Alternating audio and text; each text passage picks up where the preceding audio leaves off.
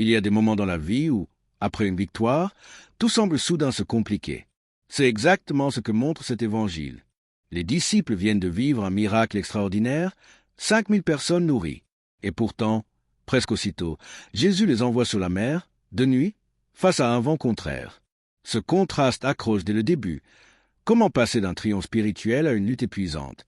Cette scène nous rejoint profondément, car elle ressemble à nos propres vies, où l'épreuve surgit souvent juste après une grâce.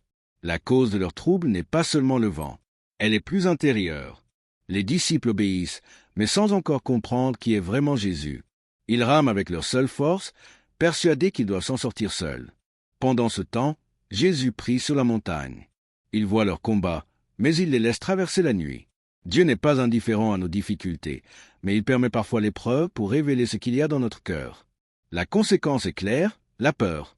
Quand Jésus arrive en marchant sur la mer, au lieu de reconnaître sa présence, il crie, pensant voir un fantôme. La fatigue et la peur déforment leur regard. Combien de fois cela nous arrive-t-il? Dieu a agi, Dieu s'approche, mais notre cœur inquiet interprète sa présence comme une menace.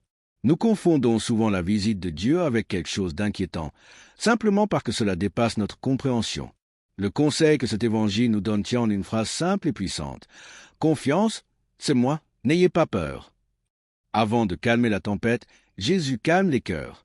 La solution n'est pas d'abord la disparition du vent, mais la reconnaissance de sa présence. Quand Jésus monte dans la barque, le vent tombe. La paix naît de l'accueil du Christ dans notre combat, pas de l'absence de combat. La motivation profonde de ce texte se révèle dans la dernière phrase.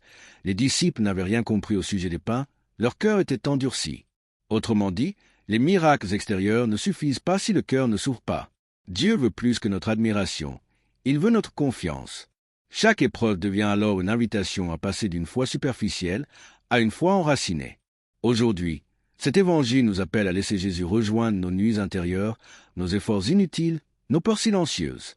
Il marche encore sur les mers agitées de nos vies et nous répète « C'est moi ».